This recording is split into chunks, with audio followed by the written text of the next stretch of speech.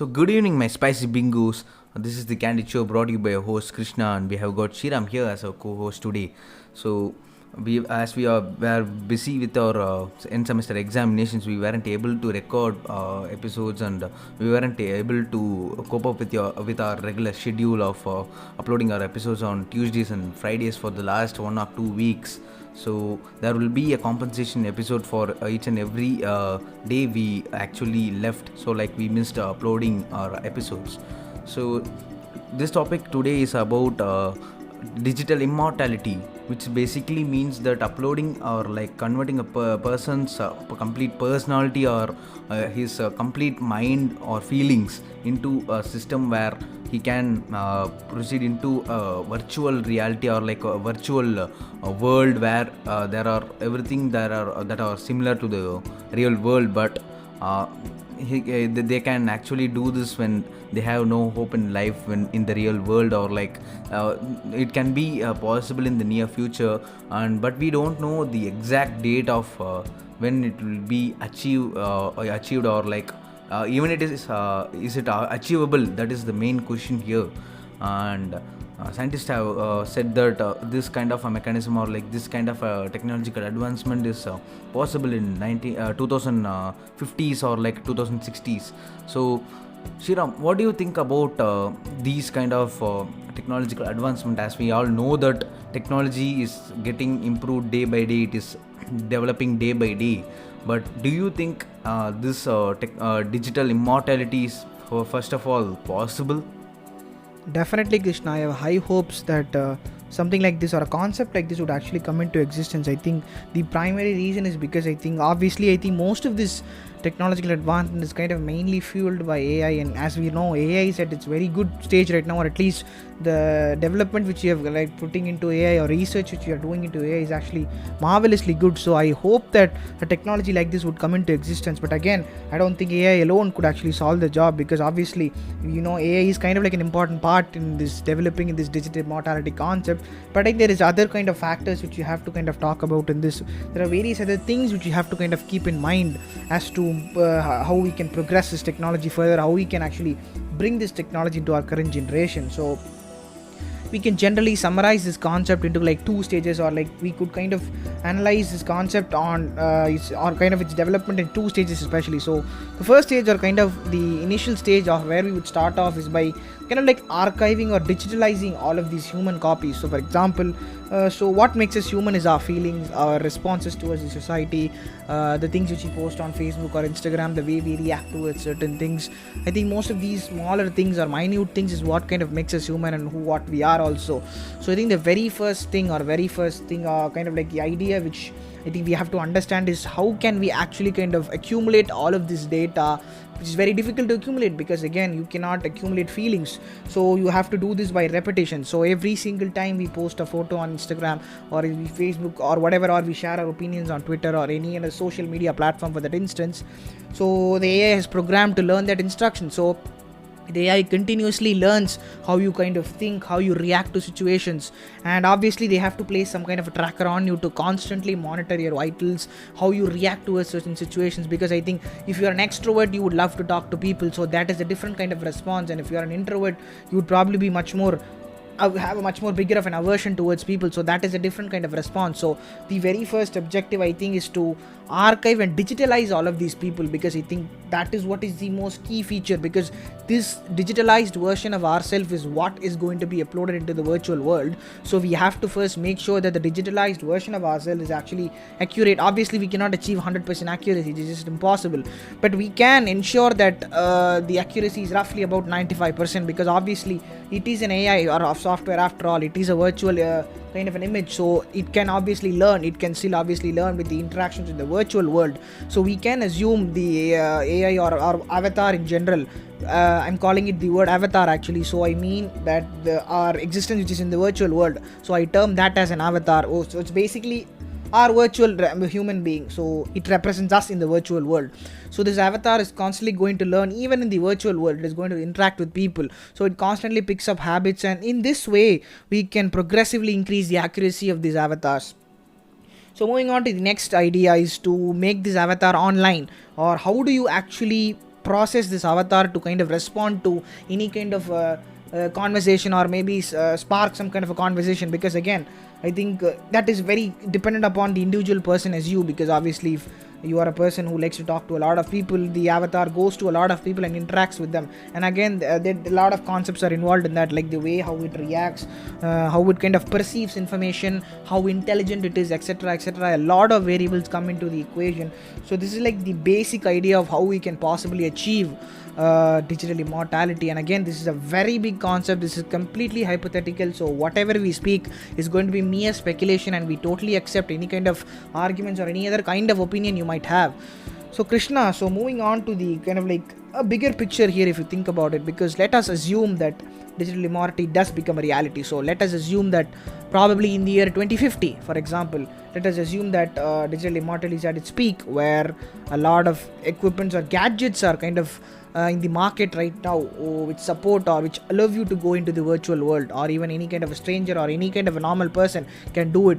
So how do you think this is going to play out in the business sector? Because obviously a lot of these entrepreneurs, a lot of these tech investors are definitely going to jump on it to invest more and capitalize on its money. So how do you think this is going to play out in more of a business kind of a standpoint? So speaking about business kind of a standpoint, we know that each and every field there is competition, and there is something like I am the first in this field and I am the first. So like if you consider trading or marketing, or like in sports or cinema, or like in each and every field, there is one person who thinks that he is the one who is top amongst all the persons in that field. So speaking about digital immortality and the process of its the process of the thing that we are speaking now is we can see that each and every person who is rich kind of will jump into this idea of controlling the all these process. So like during the process, all these kind of persons can play a very important role. So there comes the difference between the rich and poor, and only the rich people kind of have the access to grant permission to the person who is willing to upload their personality or feelings into the virtual world, as you said. So here also the rich and poor kind of thing kind of plays a very important role, where we can see that rich peoples can be they can be good or evil at the same time. So like everything is mainly because of money. I see is that money as a whole makes people kind of greedy more and more. So like if you see more and more money, you have this temptation to get however you have this temptation to get the money. So like you want to be the top. So like that is what your brain automatically tempts you.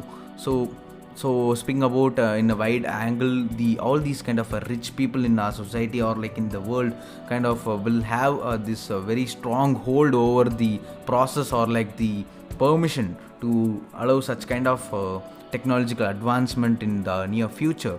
And Shriram, the main question I want to ask you is that I know that there isn't a perfect answer for this question, but I'm asking you is that we know that we humans are the ones who created all these computers and other technological devices, and it is getting developed day by day.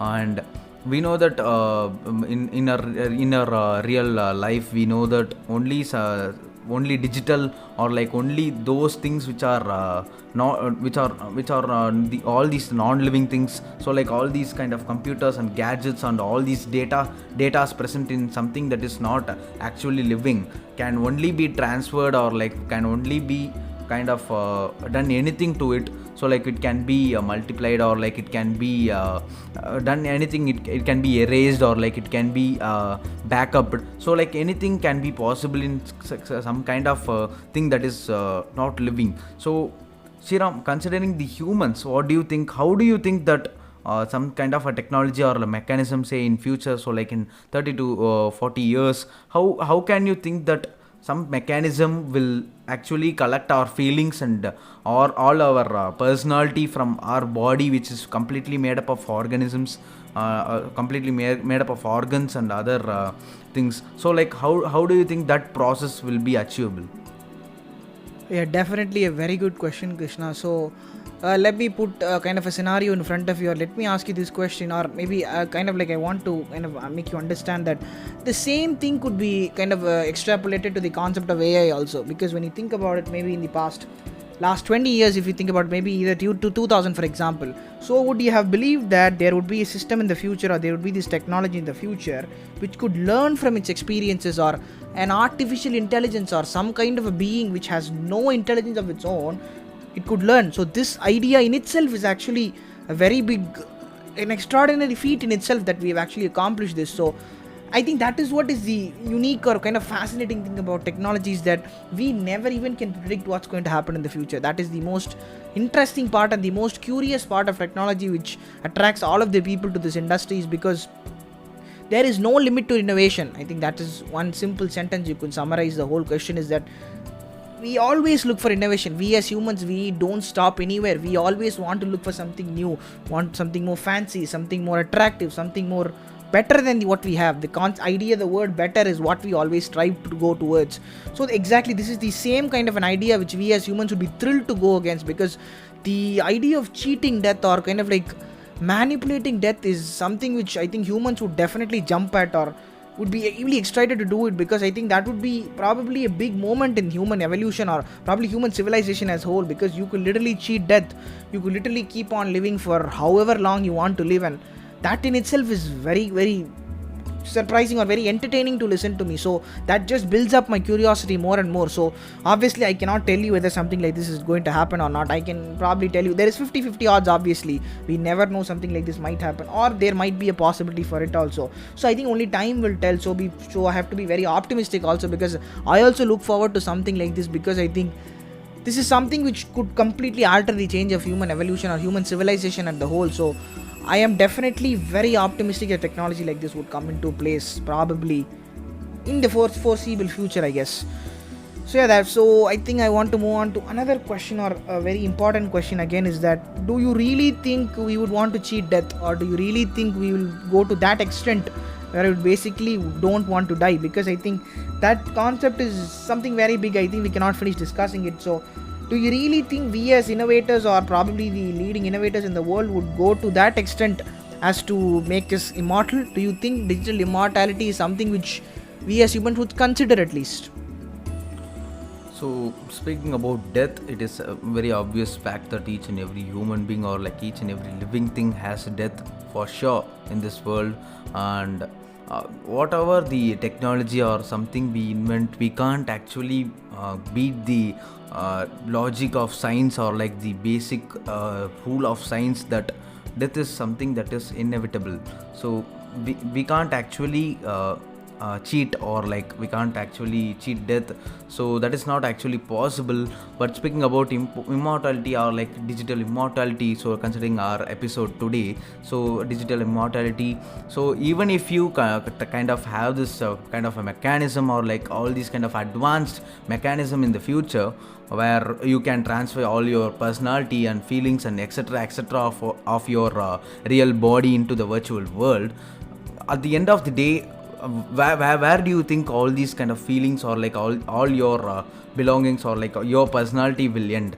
Will there be a end, or like will you die? So like do you think death is something that is kind of not true, or like it is not it is death is there is no death in the virtual world? So like we can't keep on living forever and forever, and experience all these kind of things in the virtual world or in the real world.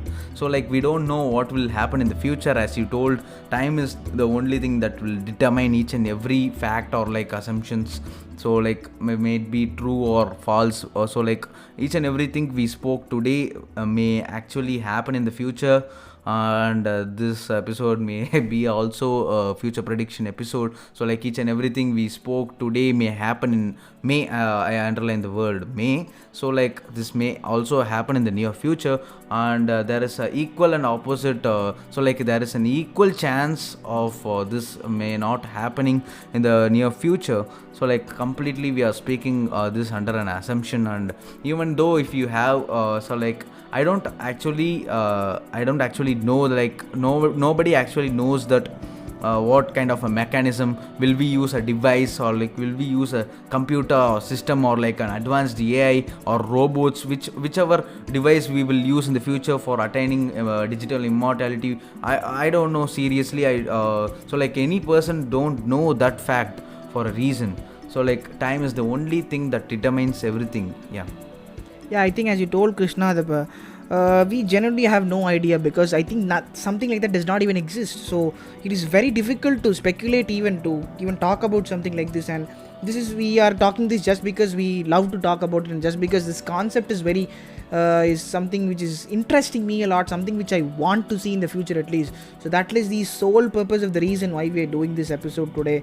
And again, this is a really good episode to record, so probably this would be definitely, as Krishna told, a future prediction video. And for instance, any single technological video do for the example is kind of like could be a future prediction. So I think on that note, I'd like to end today's podcast. So thank you so much for listening to it. So if you have any kind of comments, suggestions or criticism, please drop it in the YouTube comment section down below. Make sure to listen to us on Spotify also, and follow us on Spotify again, and make sure to share to this podcast to your friends also, ask them to listen to it. So that will be the end of today's episode, guys. Thank you so much. Thank you.